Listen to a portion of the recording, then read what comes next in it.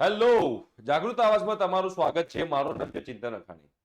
હવે એક એવા ન્યૂઝ તમને આપવા જઈ રહ્યો છું, થોડા એના પ્રૂફ પણ તમને અહીંયા આગળ બતાવી દઈશ, એટલે તમને લોકોને આઈડિયા આવશે કે આ વખતે હજુ પણ ગુજકેટ પ્લસ બોર્ડનું વેટેજ ઘટતું જતું એવું લાગે છે. મને ખબર નથી, પણ આ લોકો જેડબલઈ મેન્સને વધારે ઇમ્પોર્ટન્સ આપવાનું ચાલુ કર્યું છે અને ગુજકેટ પ્લસ બોર્ડને ઇમ્પોર્ટન્સ ઓછું આપવાનું ચાલુ કર્યું છે. એની ઇમ્પેક્ટ આ વર્ષથી જ પડવાની સ્ટાર્ટ થઈ જશે. મેરિટ ઉપર જવાના ચાન્સીસ ઘણા બધા વધી જશે. આ જે ડિસિઝન બે કોલેજોએ લીધો છે એના બેઝ ઉપર હું તમને કહેવા જઈ રહ્યો છું. તમને ખબર છે કે ગુજરાતની બે સારી કોલેજો છે. આ બે સારી કોલેજોમાં એક DAIICT છે, બરોબર છે, અને બીજી જે છે એ નિરમા.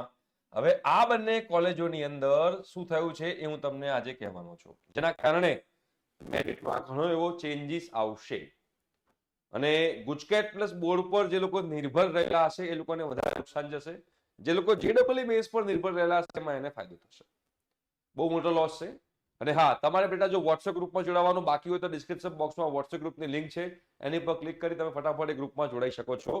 અને 3 જૂને ચોઇસ ફિલિંગ સ્ટાર્ટ થવાનું છે. 3 જૂન એ ચોઇસ ફિલિંગનું લાઈવ મારી સાથે તમારે ચોઇસ ફિલિંગ કરવું હોય તો ડિસ્ક્રિપ્શન બોક્સમાં વોટ્સએપ ગ્રુપની લિંક છે, એમાં તમે લોકો જોડાઈ શકો છો. કેવી રીતે ચોઇસ કરવી, કઈ ચોઇસ પહેલા રાખવી, કઈ ચોઇસ નીચે રાખવી, લાઈવ ઘરે બેઠા બેઠા. તો વોટ્સએપ ગ્રુપમાં જોડાવાનું બાકી હોય તો જોડાઈ જજો. એકવાર જોડાવા તો બીજી વાર જોડાવાની જરૂર નથી. આ કોલેજની અંદર તમે લોકો બે રીતે એડમિશન લઈ શકો છો. એક, તમે જેડબલઈ મેન્સ થ્રુ, બધાને ખબર પડી ગઈ છે. અને બીજું, GUJCET plus board through. Right? GUJCET plus બોર્ડમાં તમારે બેટા આમાં એસીપીસી ની જે વેબસાઇટ છે એમાં ફોર્મ ભરીને તમારે ગુજકેટ પ્લસ બોર્ડ પર એડમિશન લેવાનું હોય છે. અને જેડબલઈ માં તમારે ડીઆઈ વેબસાઇટ ઉપર જઈને ફોર્મમાં એપ્લાય કરવાનું હોય છે. હજુ ચાલુ જ છે. તમારે જો એપ્લાય કરવાનું બાકી હોય તો કરી નાખજો. એવું છે, ગુજકેટ પ્લસ બોર્ડ જે છે એનાથી તમારે એડમિશન લઈ શકાય. અને જેડબલઈ મેન્સ 3 પણ તમે લોકો આની અંદર એડમિશન લઈ શકો. જો તમારે જેડબલઈ મેન્સ લેવું હોય તો મારી વેબસાઇટ જે પર જઈને એપ્લાય કરવાનું. ગુજકેટ પ્લસ બોર્ડ થી લેવું હોય તો તમારે એસીપીસી. હવે લાસ્ટ યર સુધી શું હતું ખબર છે? લાસ્ટ યર સુધી આ ગુજકેટ પ્લસ બોર્ડની 33% સીટ્સ હતી ડીઆઈઆઈસીટી ની અંદર. અને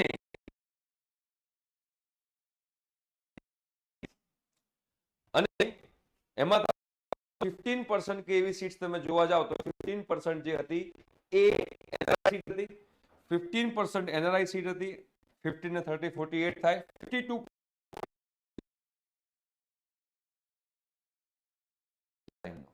આવો કંઈક સિનારીઓ હતો.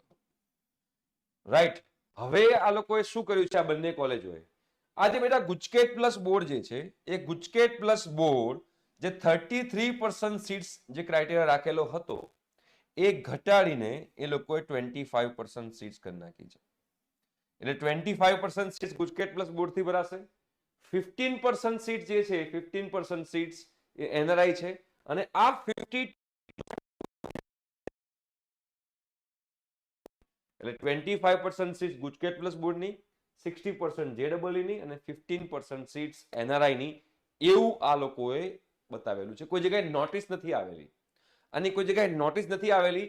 એક પેરેન્ટ, આપણા પેરેન્ટ એ કોલેજમાં તપાસ કરવા ગયા અને કોલેજમાં તપાસ કરવા ગયા ત્યારે અમને ઇન્ફોર્મ કર્યું, એટલે પછી મેં એનાલિસિસ કર્યું. અને એનાલિસિસ જે છે તમને બતાવવા જઈ રહ્યો છું, જેના કારણે તમે લોકોને એક્ઝેક્ટ આઈડિયા આવશે કે તમને હું શું કહેવા જઈ રહ્યો છું. બેટા 1 મહિના પહેલા મેં આ વિડીયો બનાવ્યો. આ વિડીયો 1 મહિના પહેલા બનાવ્યો છે, 1 મંથ અગો, કે ભાઈ નિરમામાં એડમિશન લેવું તો શું કરવું. એમાં તમે જોશો તો નિરમામાં જે એડમિશન લેવાની વાત હતી એ નિરમાની એડમિશનની વાત આપણે કરીએ તો એમાં બી અહીંયા કે જો 52% સીટ હતી, 52%, 15% અને એ રીતે લખેલું હતું. જો હવે જે મેં 1 મહિના પહેલા વિડીયો બનાવ્યો હતો એમાં ફોર એક્ઝામ્પલ આ કોમ્પ્યુટર સાયન્સ એન્જિનિયરિંગ છે. કોમ્પ્યુટર સાયન્સ એન્જિનિયરિંગમાં એસીપીસી થ્રુ એટલે ગુજકેટ પ્લસ બોર્ડની 99 સીટ્સ હતી. ઇન્ડિયાનો 60% કોટા હતો, 33% કોનો હતો? ગુજકેટ પ્લસ બોર્ડનો હતો.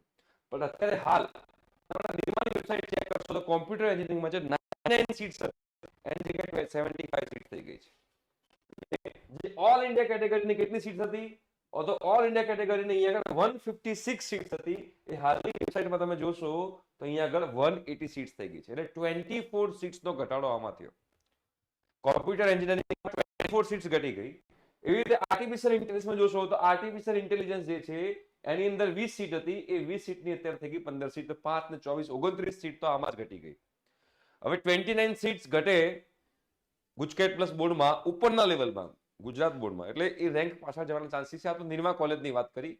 એ રીતે DISCTમાં પણ સેમ છે. 25% સીટ જે છે એ લોકો ગુજકેટ પ્લસ બોર્ડને આપી છે, 33% થી ઘટાડી દીધી છે, અને 60% સીટ JEE મેન્સને આપી છે, અને 15% સીટ જે NRI ની હતી એ રાખેલી છે. એટલે આ વખતે આ લોકોએ હજુ વેલ્યુ ઘટાડી છે ગુજકેટ પ્લસ બોર્ડની.